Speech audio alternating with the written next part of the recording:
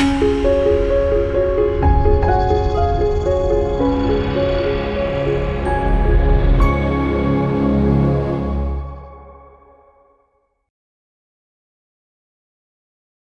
మాత్రం. నేను మీ జర్నలిస్ట్ నవత.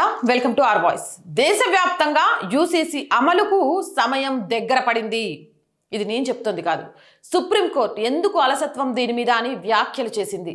భారతదేశంలో ఉన్న పౌరులందరికీ ఒకటే జెండా, ఒకటే చట్టం, ఒకటే న్యాయం, ఒకటే రకమైన శిక్షలు.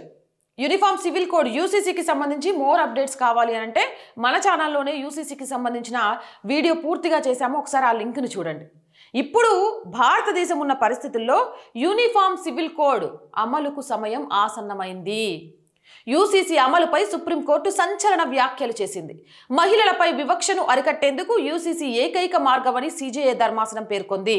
ముఖ్యంగా ముస్లిం మహిళల పట్ల వివక్ష చూపుతున్న 1937 నాటి షరియత్ చట్ట నిబంధనలను సవాలు చేస్తూ పిటిషన్ దాఖలైన విషయం అందరికీ తెలిసిందే. ఈ పిటిషన్పై విచారణ సందర్భంగా సుప్రీంకోర్టు మంగళవారం కీలక వ్యాఖ్యలు చేసింది. దేశంలో ఉమ్మడి పౌర స్మృతి అమలు చేయాల్సిన సమయం ఆసన్నమైందని ధర్మాసనం అభిప్రాయపడింది. ప్రధాన న్యాయమూర్తి justice Suryakant, justice Joymalya Bagchi, justice R మహదేవన్లతో కూడిన ధర్మాసనం ఈ కేసులో మహిళలకు ఆస్తి వారసత్వంలో వివక్ష జరుగుతోందన్న వాదనతో ఏకీభవిస్తూనే దీనిపై నిర్ణయం తీసుకునే బాధ్యతను శాసనసభకు వదిలేయడం ఉత్తమమని పేర్కొంది. ముస్లిం మహిళలకు సంబంధించి ముఖ్యంగా మా షరియా చట్టం మా మతానికి ఉండవు, మిగిలిన వాళ్ళందరూ ఫ్యామిలీ ప్లానింగ్ ఆపరేషన్లు చేయించుకోవాలి, మేము చేయించుకోం, 6 గంటం 10 మందిని గంటం, మాకు ఒక ప్రత్యేకమైన చట్టం, మూడు ముక్కలు తలాక్ తలాక్ తలాక్ అని చెప్పి మేము మా పిల్లల్ని వదిలేస్తాం, 4 పెళ్ళిళ్ళు చేసుకుంటాం, ఆస్తిలో ఆడవాళ్ళకు హక్కు చాలా తక్కువ అని చిన్న చూపు చూస్తాం. ఇట్లాంటివి కుదరవు అబ్బాయి. ఇక నుంచి భారతదేశంలో బ్రతుకుతున్న ఏ స్త్రీకైనా ఒకటే హక్కు, ఏ పురుషుడికైనా ఒకటే హక్కు, ఎవరికైనా ఒకటే హక్కు, ఒకటే బాధ్యత, ఒకటే చట్టం. గట్నే బతకాలా? గట్ల బతకను అంటే ఇక కటకటాల్లో బతకాల్సిందే. ఏం ఇదేమన్నా షరియా చట్టం అమలు చేసుకోవడానికి రజాకార్ల రాజ్యం అనుకుంటారా? ప్రజాస్వామ్యయుతంగా రాజ్యాంగబద్ధంగా నిలవబడుతున్న రాజ్యం. ఇప్పటికే రాజ్యాంగంలో డాక్టర్ అంబేద్కర్ గారు కోరుకున్న అనేక వాటిని తుంగలో దొక్కేసి కాంగ్రెస్ ప్రభుత్వం మీకు కావాల్సిన దానికంటే ఎక్కువ స్వేచ్ఛనిచ్చింది. ఆ స్వేచ్ఛను ఉపయోగించుకొని మేము మా ఇష్టం వచ్చినట్టు వ్యవహరిస్తామంటే కుదరదు. అసలు మత ప్రాతిపదికన రిజర్వేషనే ఇవ్వద్దని చెప్పిండ్రు అంబేద్కర్ గారు, కానీ ఇచ్చేసిండ్రు. కాంగ్రెస్ సంతుష్టీకరణ రాజకీయాలు, ఓటు బ్యాంకు రాజకీయాల కోసం. ఈరోజు అది ఎంత తలనొప్పిగా మారింది అనంటే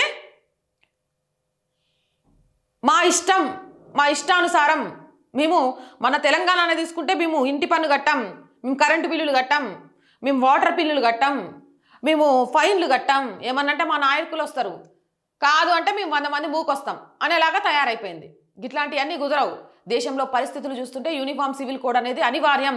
దాన్ని అమలు చేయాల్సిన సమయం ఆసన్నమైంది. శాసనసభ దీని మీద నిర్ణయం తీసుకొని గట్టిగా అమలు చేయండి, లేకపోతే అనేక దాష్టికాలు జరుగుతాయి అని సుప్రీంకోర్టు వ్యాఖ్యానించడం ఇప్పుడు సంచలనంగా మారింది. మరి సుప్రీంకోర్టు వ్యాఖ్యలపై మీ అభిప్రాయం ఏంటి అనేది కామెంట్ సెక్షన్లో పెట్టండి. అండ్ రోజు చెప్పేదేనండి, our group of channels, our voice, our political, our Sanskriti, ఈ 3 మన ఛానల్స్ ఏనండి. So please subscribe our channels. Content బాగుంది అనిపిస్తే లైక్ చేయండి, షేర్ చేయండి, అండ్ మీ అభిప్రాయాల్ని కామెంట్ రూపంలో తెలియజేయండి.